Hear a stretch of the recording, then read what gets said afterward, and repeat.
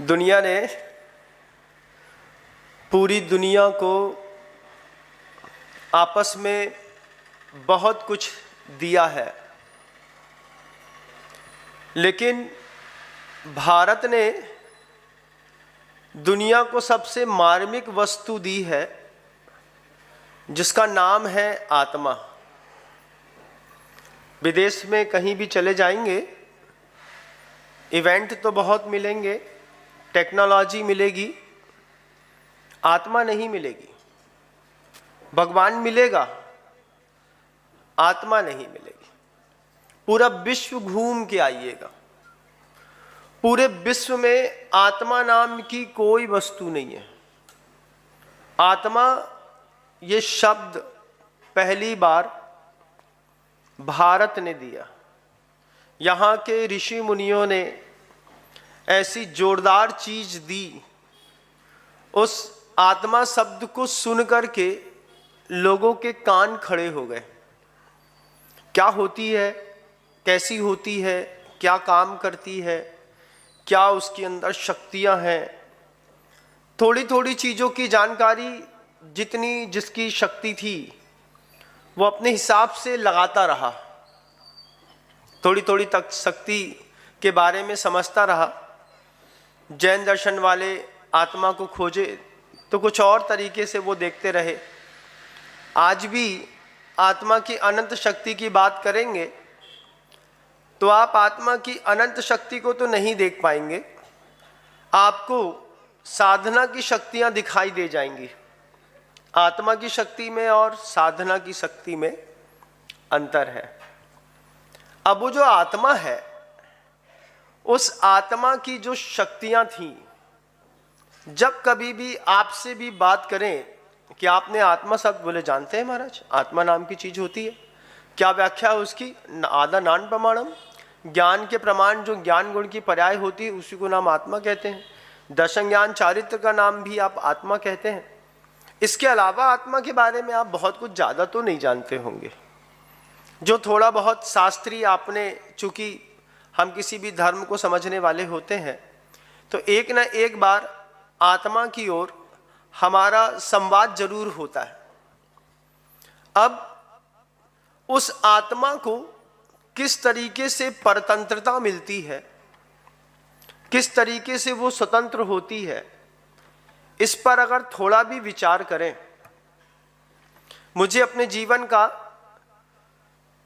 एक उदाहरण ऐसा दिखाई देता है। 9th क्लास में था और दायां हाथ खेल कूद में टूट गया। अब ये टूट गया तो इसमें जो है प्लास्टर बंध गया। अब प्लास्टर जैसे ही बंध गया और एग्जाम का समय सामने आ गया, एग्जाम का समय सामने आया, प्लास्टर बंधा है, लिख सकते नहीं हैं आप। तो ये 9th में था तो 8th क्लास वाला एक बच्चे को हमारा राइटर बना दिया।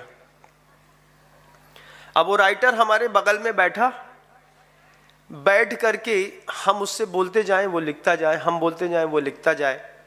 अब उसकी राइटिंग समझ में नहीं आए, ऐसा लगे कि कैसी राइटिंग लिख रहा है, ऐसी राइटिंग में हमारा पता नहीं क्या होगा।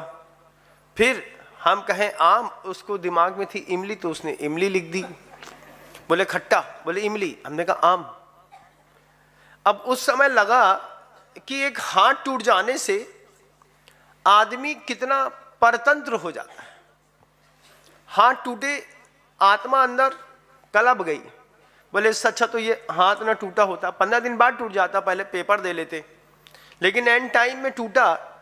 तो जब कोई दूसरा आपका काम करता है और आपके अकॉर्डिंग नहीं करता है, तब आपको लगता है, समझ में आता है कि परतंत्रता क्या चीज है। फिर दूसरा एक अनुभव मेरा जीवन में मिला मुझे, आप सबने भी उस जीवन के अनुभव को स्वीकार किया होगा। दुकान में 16 साल 14 साल की उम्र से बैठने लगा था। 14 साल से बैठना शुरू किया था दुकान में, तो 18 साल की उम्र तक आते आते दुकान के बारे में मुझे ऐसा लगता था कि हमारे घर के फैमिली मेंबर्स को ये दुकान छोड़ देनी चाहिए, हम अकेले दुकान बहुत अच्छे से चला सकते हैं। अब जब ऐसा ही लगे कि दुकान चला सकते हैं, अब ऊपर पापा बैठे हैं, एक चाचा बैठे हैं, फिर बब्बा बैठे हैं और हम भी बैठे हैं, 4 लोग बैठे हैं एक ही दुकान में। तो हम पिताजी से बार बार कहते थे, छिपी बेरोजगारी का सिद्धांत पढ़ा है?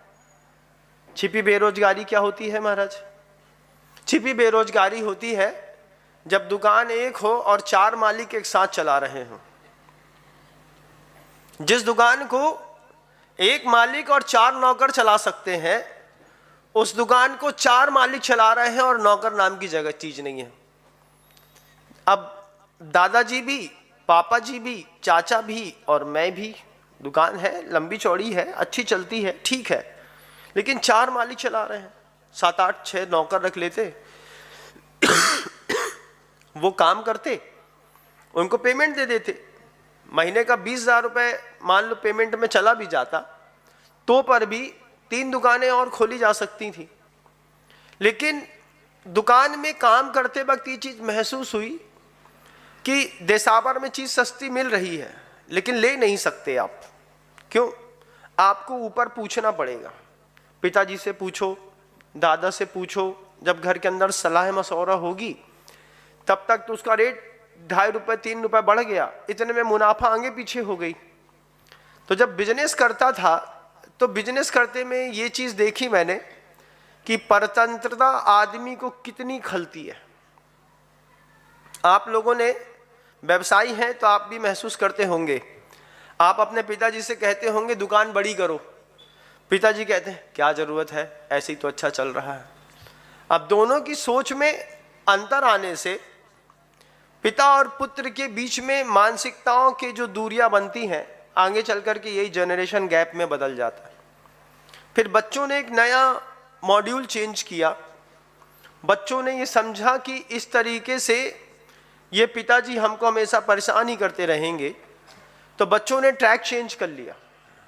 बच्चे इंजीनियर, MBA, CA, CFA करके विदेश चले गए। विदेश नहीं गए तो बेंगलोर, पूना, बंबई, मद्रास, चेन्नई इधर रहने लगे। अब दूरियां हो गई।